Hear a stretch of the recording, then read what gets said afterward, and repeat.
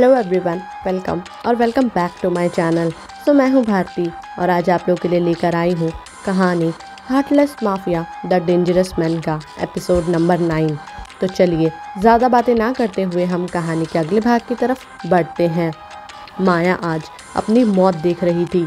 ये बात भी सच थी कि उसने उद्देश्य को सिर्फ उसकी गरीबी की खातिर छोड़ा था, क्योंकि उसके पेरेंट्स को उसका और उद्देश्य का रिश्ता बिल्कुल पसंद नहीं था। लेकिन ये गलत था कि उसने उद्देश्य को किसी और के लिए छोड़ा था।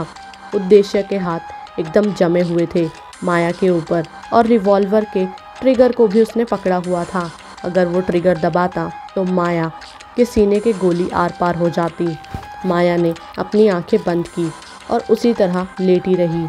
उसे इंतज़ार था कि कब वो गोली चलेगी, लेकिन उस पर नहीं चलेगी, क्योंकि वो हर चीज़ पर इकरार कर सकती थी। लेकिन उसे इतना तो विश्वास था कि उद्देश्य उसे कभी नहीं मारेगा। माया की आंखों में ना कोई डर था और ना ही कोई परेशानी। उद्देश्य ये साफ देख सकता था। नहीं, तुम्हें ऐसे करने में, तुम्हें इस तरह मारने में मुझे कोई मज़ा नहीं आएगा। ऐसे तो तुम्हें सुकून मिलेगा, लेकिन मैं तुम्हें तड़पा तड़पा कर मारूंगा। मैं तुम्हारे साथ वही करूंगा जो तुम मेरे साथ करती थी। बोलते हुए उसने अपने फ़ोन को निकाला और राज को कॉल करते हुए कहा, सुबह तक मुझे अग्रीमेंट पेपर्स चाहिए जिस पर माया कपूर और उद्देश्य मल्होत्रा के 6 महीने का कॉन्ट्रैक्ट हो। इतना कहकर उसने फ़ोन काटा और रिवॉल्वर वापस अपने जेब में रखते हुए मुस्कुराते हुए बोला, ये 6 महीने तुम देख लेना। जिस तरह मैं मरकर जिया हूँ उसी तरह तुम भी मरोगी, उसी तरह तुम भी जियोगी, लेकिन आखिर में मार दी जाओगी। उसने माया को घूरते हुए कहा। माया भी उसे घूर रही थी। माया उसे समझने की कोशिश कर रही थी और कुछ वक्त बाद उसने ऐसा कुछ बोला तो शायद उद्देश्य के दिमाग से बाहर था। क्या तुमने कभी मुझसे प्यार किया था? नहीं किया था ना। तुमने हमेशा मेरे शरीर को पाना चाहा था और मेरे शरीर को पाने के बाद तुम धीरे धीरे मुझसे दूर हो रहे थे।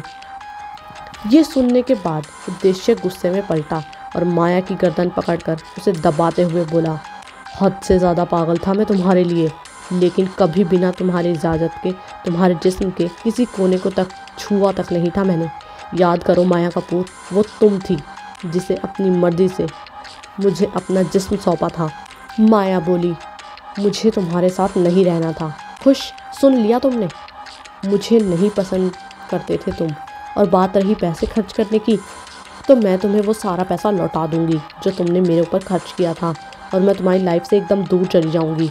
और हाँ, तुम सच बोल रहे हो, मैं एक बदचलन औरत हूँ और हर रात किसी नए आदमी के साथ। इससे ज़्यादा माया के होठों से कोई शब्द नहीं निकल पाया।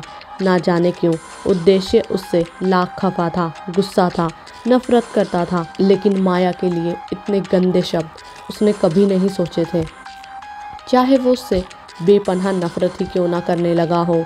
माया का चेहरा एक तरफ झुक गया था। तमाचा काफ़ी ज़ोरदार था। ये मत सोचना कि मैं तुम्हें गलत शब्द यूज़ करने पर ये थप्पड़ मारा है।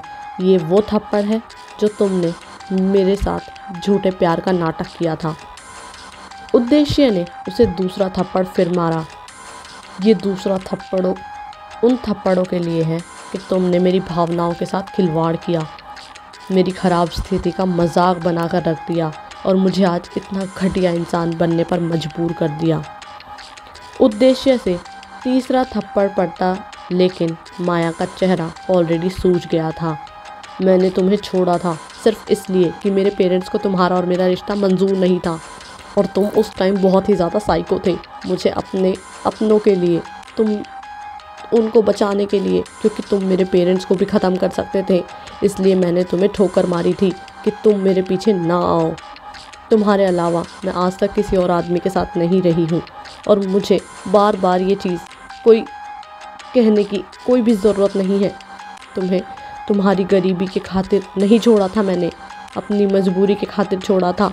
और वो झूठा वीडियो जो तुमने देखा था वो मैंने खुद अपने हाथों से बनाया था।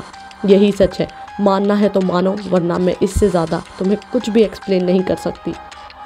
काफ़ी वक्त वो शांत रहा और थोड़ी देर बाद माया बस इतना ही कह सकी, कि यही सच था। वो उद्देश्य है और उसके बीच हद से ज़्यादा मिसअंडरस्टैंडिंग्स थी।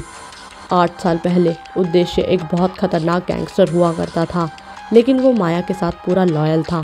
लेकिन जितना वो माया के शरीर के साथ उसकी मर्ज़ी से खेलता, तो उतना ही कभी अपना गुस्सा उतार देता, उस पर हाथ उठाकर या उसे गंदी गंदी बातें बोलकर। उद्देश्य ने उसे खुद से दूर धकेल दिया और चिल्लाकर बोला, मैं झूठे और झूठे लोगों में कोई इंटरेस्ट नहीं रखता और तुम्हारी कहीं किसी बात पर मुझे ज़रा सा भी विश्वास नहीं है। तुम सारी की सारी औरतें एक जैसी होती हो, अपनी गलती को ढकने के लिए कुछ भी कर सकती हो, लेकिन मैं तुम्हें एहसास दिला कर रहूँगा कि तुमने मुझे छोड़कर कितनी बड़ी गलती की थी और मेरे साथ धोखा करके तुमने उससे भी बड़ी गलती की थी। ये 6 महीने तुम्हारे लिए इतने मुश्किल हो जाएंगे कि तुम मरने की भीख मांगोगी मुझसे। देखते जाओ माया कपूर, तुम्हारी ज़िंदगी की उल्टी गिनती शुरू हो गई है। जो आंसू मैं रोया हूँ वही खून के आंसू तुम भी रोगी। उस तरह उस प्यार के लिए तड़पोगी। प्यार का नाम सुनते ही उद्देश्य हंसने लगा और हंसते हुए उसने बोला, तुम्हारे जैसे इंसान से प्यार नहीं किया जाता, सिर्फ नफ़रत की जाती है। और मेरा प्यार उसी दिन ख़त्म हो चुका था जिस दिन किसी और के साथ तुम सोई थी। उसी वक्त मेरी गरीबी का तुमने बहुत अच्छे से मजाक बनाया था। अब तुम देखती जाओ, हर एक तकलीफ़ का बदला लूँगा मैं तुमसे और तुम्हें वो सब कुछ याद दिलाकर जो तकलीफ़ मैंने सही है, तुम्हारे साथ भी वही होगा। तुम भी वही सब बर्दाश्त करोगी जो तुमने मेरे साथ किया था। आगे इस कहानी में क्या होगा जानने के लिए सुनते रहिए कहानी heartless mafia the dangerous man. उम्मीद करती हूँ कि आप लोग को ये एपिसोड जो है वो पसंद आया होगा। अगर आप लोग को ये एपिसोड पसंद आया तो वीडियो को लाइक करना, चैनल को सब्सक्राइब करना बिल्कुल भी ना भूलिएगा। बाकी जब तक नेक्स्ट वीडियो आती है तब तक के लिए बाय एंड टेक केयर।